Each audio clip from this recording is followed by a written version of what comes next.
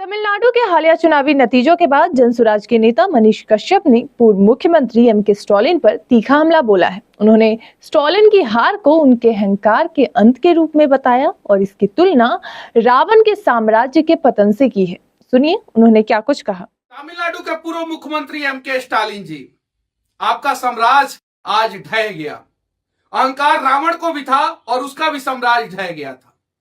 मनीष कश्यप के ऊपर आपकी सरकार ने रात के 11:54 पे एनएसए इंपोज किया था। 9 महीना मैं जेल में रहा। मैं उन जेल के दीवारों से पूछता था कि मनीष कश्यप का गुनाह क्या था, मैंने किसके खिलाफ क्या बोल दिया था। तेजस्वी यादव जी के कहने पे तमिलनाडु गवर्नमेंट ने मेरे ऊपर एनएसए इंपोज किया था। 2023 में मैं जेल में रहा 9 महीना। जेल जाने से पहले मैं तेजस्वी यादव जी को कहा था कि जेल से निकलने के बाद 180 दिन के अंदर अंदर आपकी सरकार गिरा दूंगा, और तेजस्वी यादव आपकी सरकार गिर गई।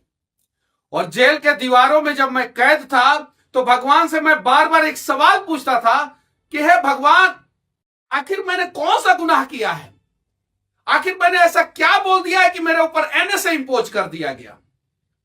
तमिलनाडु में बिहार के रहने वाले एक बड़े पुलिस अधिकारी जो डीजीपी रैंक के अधिकारी के बाद से रिटायर्ड हो गए, और बिहार में उन्हें तेजस्वी यादव की पार्टी यानी आरजेडी की पार्टी से लोकसभा का टिकट चाहिए था।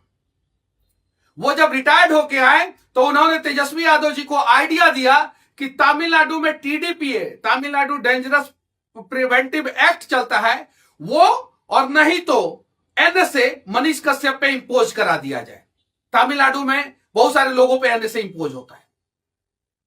तेजस्वी यादव जी उस रिटायर्ड अधिकारी की बात माने, एम.के. स्टालिन के पास फोन किए और एम.के. स्टालिन की सरकार ने रात के 11:54 पे मनीष कश्यप के ऊपर एनएसए इंपोज कर दिया। 9 महीना मैं जेल में रहा।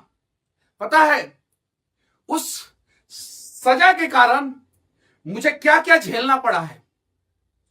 मैं आज भी उस हिम्मत और हौसला से नहीं काम कर पाता हूं जिस हिम्मत और हौसला से मैं 2023 से पहले काम करता था। आज भी एक डर रहता है कि ना जाने कब कौन सी बात सरकार को बुरी लग जाए और मुझे जेल में डाल दे। मेरी मां सड़कों पे रो रही थी, संघर्ष कर रही थी, किसी ने मदद नहीं किया था, किसी ने मदद नहीं किया था। मैं अपने जीवन में जितना पैसा कमाया था वो सारा पैसा वकीलों का फी भरने में खत्म कर दिया। मेरे पिताजी आर्मी में, और उन्होंने आर्मी वाले लोग अपना हर महीना सैलरी में से कुछ बचत करके जो है एक फंड में डालते हैं। वो सारा पैसा निकाल के और मेरे ऊपर खर्च कर दिया मुझे जेल से निकालने के लिए। आज भी मनीष कश्यप वो मनीष कश्यप नहीं बन पाया है। आज भी रात के अंधेरे में मेरा मन मुझसे बहुत सारा सवाल करता है। मेरे जीवन में भी बहुत सारी गलतियां हुई, मैंने भी बहुत सारा गलत निर्णय लिया, मुझे भी दुआएं मिली है और मुझे भी बददुआएं मिली है, मुझे पता है। और शायद इसी कारण से पूरे बिहार के लोग जानते हैं कि मनीष कश्यप अच्छा लड़का है, अच्छा नेता बन सकता है, बहुत अच्छा काम कर सकता है जनता के लिए। लेकिन मैं जीत नहीं पाया। क्यों? क्या पता पूर्व जन्म का पाप होगा, या इस जन्म में जाने अनजाने में कुछ ऐसा पाप हो गया होगा मुझसे कि मैं आज भी सड़कों पे हूं। लेकिन मेरे साथ तेजस्वी यादव जी, आपकी सरकार ने गलत किया था। 180 दिन के अंदर आपकी सरकार गिर गई बिहार में। मैंने कहा था गिर गई। एम.के. स्टालिन जी, जब तमिलनाडु का मदुरई सेंट्रल जेल में जब मैं बंद था एक सेल के अंदर, जिस सेल का निर्माण 1865 में हुआ था, 1865 में उस सेल का निर्माण हुआ था, और जिस सेल में मैं बंद था उस सेल में अंग्रेजों ने ना जाने कितने स्वतंत्रता सेनानियों को बंद किया था, और उस सेल में ना जाने कितने लोगों की मौत भी हो गई। रात भर डर लगता था मुझे। उस डर के बीच में मैं जिया हूं 4.5 महीना तमिलनाडु में। आज भी कोर्ट का चक्कर लगाना पड़ता है। जब पहले कोर्ट का चक्कर लगाता था उस समय भी मेरा परिवार, मेरे दोस्त, मेरे अपने लोगों के अलावा कोई साथ नहीं देता था। आज भी जब मैं कोर्ट का चक्कर लगाता हूं तो कोई साथ नहीं देता है, मेरे दोस्त, मेरे परिवार, मेरे अपने लोगों के अलावा।